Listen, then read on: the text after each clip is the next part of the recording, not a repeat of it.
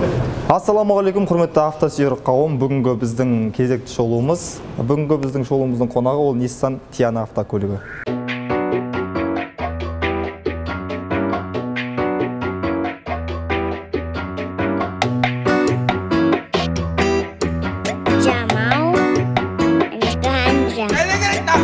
Көлік жайлы айтпас бұрын, алдымен компанияның тарихына қысқаша тоқталып кетейік. Жалпы Nissan компаниясы 1933 жылы негізі қаланған. Жалпы көліктің бірнеше моделі осы уақытқа дейінгі автосүйер қауымды қуантып келеді. Ал бұл біздің бүгінгі Tiana моделі 2003 жылдан бері шығарып келе жатыр. 2010 жылғы статистика бойынша Nissan компаниясы әлем бойынша сатылымнан 10-шы орынға шыққан екен. Ал Жапонияның өз ішінде сол 2010 жылғы санақ бойынша Toyota мен Hondaдан кейінгі 3-ші орынға ие болған алып компаниялардың бірі. Жалпы бүгінгі біздің басты кейіпкеріміз 2009 жылғы Nissan Tiana көлігі, қозғалтқыш көлемі 2.5 автомат вариатор.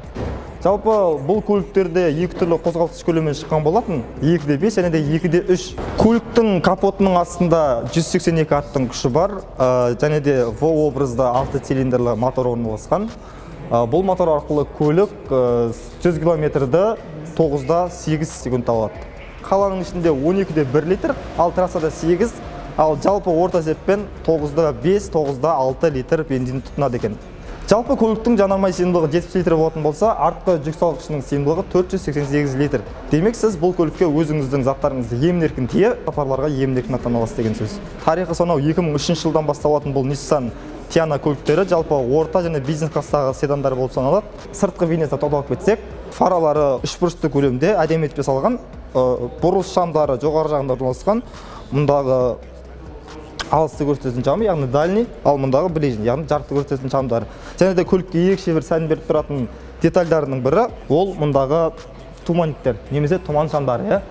Жалпы тұман шамдарының жақтауында орналасқан мына бір тағы да хромдалған алюминий көлікке бір өзіндік бір ерекше стиль беріп тұрған сияқты көрініп тұр. Жапондықтар бұл жерге де айналарында бұрылыс шамдарын қоюды ұмытпапты. Негізі оның алдындағы нұсқаларында, яғни версияларында олар мынау крылада орналасқан болатын. Көліктің дыбыс бәсеңдету жүйесі өте жақсы, және де есіктерді өздеріңіз көріп отқандай өте үлкен. Салмақтары да ауыр, міне жабылғанын байқасаңыздар болады. Маған ұнайтын жері мұндағы бескілжеуі достып, көрпірісті құлттанды, бастыңыз ашты, кілт қалтаңда тұр. Автокөліктің салонына тоқталып кететін болсақ, алдымен оталдырып көрейік дыбысын.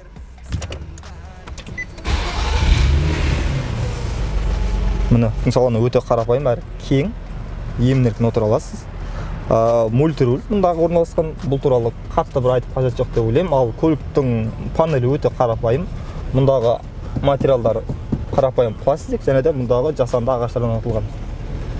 Енді қымбат ағаш емес, сонда да бизнес класстағы бұл бағадағы көліктерге өте әдемі көрініс беріп тұрады. Мұндағы қалташалары бар. Мына жақтарының өзі қол тірегішінің өзі ағаштан жасалған.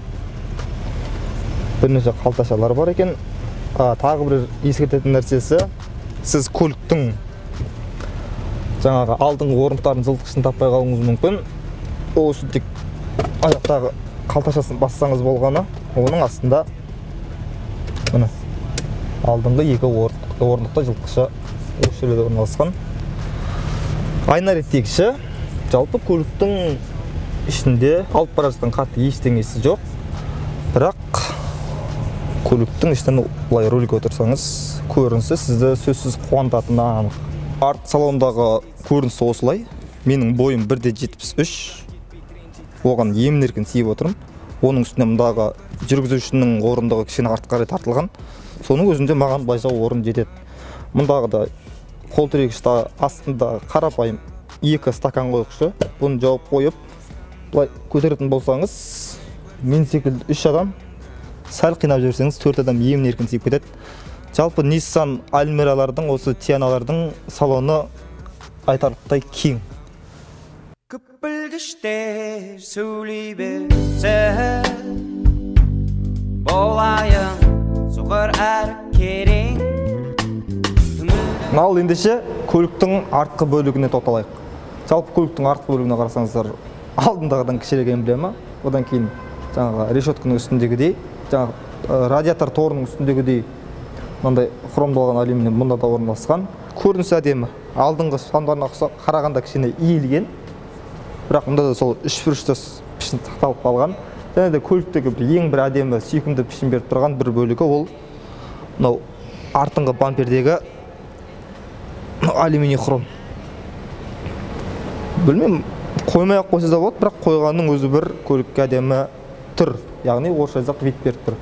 Және де көліктегі тағы бір ерекшелік мұндағы парктрониктер, яғни кедергі жақындағанда арнайы белгі беретін датчиктер орналасқан. Бізде тұрған бұл Nissan Tiana'ның моделі 2008 жылдан бастап осындай түрге ие болды. Бұл түрі бар болғаны 3 жыл сақталып, 3 жылдан кейін, яғни 2011 жылы көлік жаңа пішінге ие болды. Рестайлингте не өзгерді? Мұндағы жоғарыдағы крышасына, сосын арттағы багажникке спойлерлер қойылған. Одан кейінгі мынау есіктердің астына арнайы арық шамдары қойылған екен. Бірақ оның өзі тек қана SV, яғни ең жоғарғы комплектацияда ғана қолжетімді болып табылған. Жалпы көліктің ұзындығы 4850 мм, ені 1795 мм, ал биіктігі 1515 мм. Көліктің жалпы салмағы 2060 кг деп айтады. Жалпы бұл көлікті бағасымен санатына сай қандай көліктермен салыстыруға болады? Жалпы бағасы жағынан қазіргі таңдағы 2003-2004 жылғы Toyota 30, Volkswagen Polo және де Hyundai Accent көліктермен салыстыруға болады. Бірақ олардан артықшылықтары кәдімгідей сыртқы габаритіне қарасаңызда көзге көрініп тұрады. Жалпы көліктің жүрісі жағынан да айырмашылықтар едәуір білінеді. Жалпы бұл көліктің біздің автосалонда тұрған бағасы 4.750.000 теңге. Алғашқы жарна ретінде 950.000 теңгені төлесеңіз, бұл көліктің иесі болуға мүмкіндігіңіз бар. Егер де менің қалтамда 4.750.000 теңге болатын болса, мен Toyota 30 немесе Hyundai Accent емес, дәл осы Nissan Tiana көлігін алатын едім. Иә, білем, сіз менің бұл сөзімді жарнама деп қабылдауыңыз әбден мүмкін. Бірақ та сіз өзіңіз қолыңыздағы ұялы телефоныңызды алып, интернетке кіріп, Nissan Tiana'ның 4-5 жыл айдаған иелерінің пікірін қарасаңыз, сізде менің пікіріммен келісіп қалуыңыз әбден мүмкін. Себебі көлік трассада да, қала ішінде де өзін өте еркін сезінеді, көлемнің үлкендігіне қарамастан, және де салоны кең. Бұл тек менің ойым. Бірақ 2003-2004 жылғы Toyota 30 көлігін алғаннан гөрі 2009 жылғы бизнес седанды мүмкін әлдеқайда дұрыс деп ойлаймын. Оның үстінде екеуінің де әкесі бір жапон.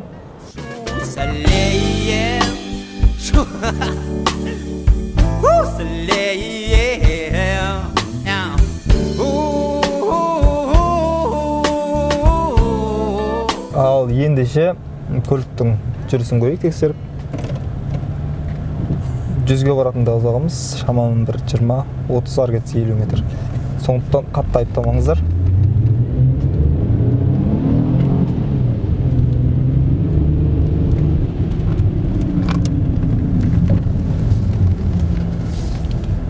Жаман емес. Достар, бұл менің түсіріп отқан алғашқы шоуым, сондықтан қатты айтып, артық сөйге көрмеңіздер деп өтінеміз. Ал егер де біздің түсірген шоуымыз ұнаса, лайк басып, каналға тіркеліп кетуді ұмытпаңыз. Және де келесі жолы қандай көлікті біздің шоуымызда көргенді қалайсыз? Соны комменттерге жазып кетсеңіз, біз келесі жолы қолдан келгенше сол көлікке шолу түсіруге тырысамыз. Q-Photo Тұлпар, сіздің автокөлік саласындағы сенімді серіктесіңіз.